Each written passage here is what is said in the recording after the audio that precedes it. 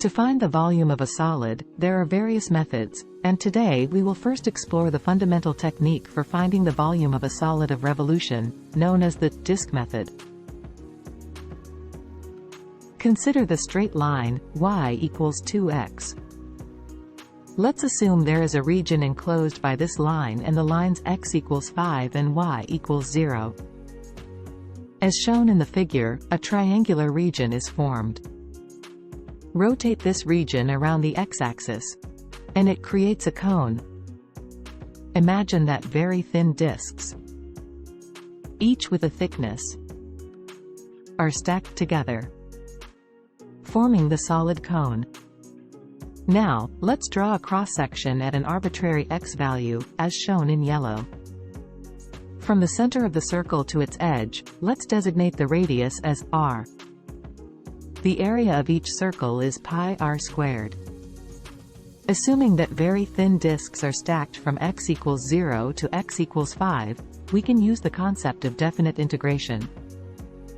Since students have already learned about definite integrals in previous lessons, I won't explain the concept separately. The integration interval is from 0 to 5, and the radius r is equal to y, because it is the same as the height of the function.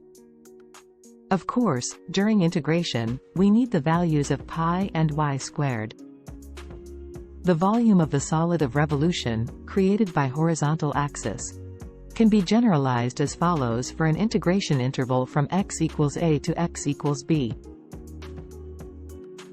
Let's examine the case where the axis of rotation is the y-axis. A straight line, y equals 4x, is drawn. Let's assume there is a region enclosed by this line and the lines y equals 8 and x equals 0. Rotate this region around the y-axis, and it creates a cone. Let's draw a cross-section at an arbitrary y value, as shown in yellow. From the center of the circle to its edge, let's designate the radius as r. The area of this circle is pi r squared. Assuming that very thin disks are stacked from y equals 0 to y equals 8, we can use the concept of definite integration. Transform the given equation of the line into a function of x. This is because the radius r is equal to the x value, and the integrand in definite integration must be in terms of y, denoted as x equals f, y.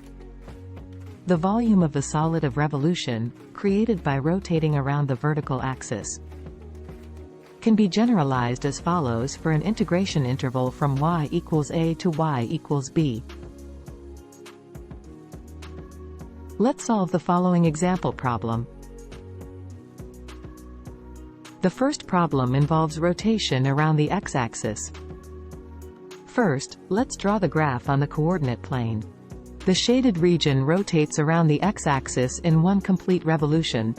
We assume very thin disks are stacked layer by layer. At any arbitrary x value, the radius r is equal to the y value, i.e., r equals f, x. We apply the generalized formula for the volume of the solid of revolution mentioned earlier. The integrand is f, x, and it needs to be squared within the definite integral.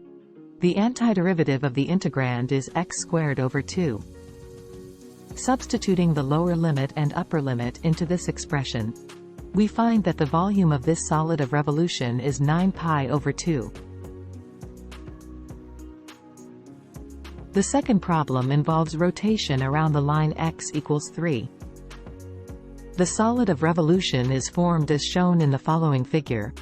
Please make sure to confirm the coordinates of the vertices as they are necessary for the integration interval.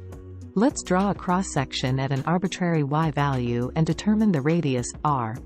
The distance from the y-axis to the surface of the solid of revolution is x. So the radius, r, equals 3 minus x. Transform the given function expression into a function of x. f, y, equals y squared. And accordingly, the radius r becomes 3 minus f, y. Therefore, r equals 3 minus y squared. It is crucial to express the radius in terms of y because the integration interval and the integration variable are in terms of y. We apply the generalized formula for the volume of the solid of revolution mentioned earlier. The integrand within the definite integral needs to be squared. The antiderivative expression is as follows.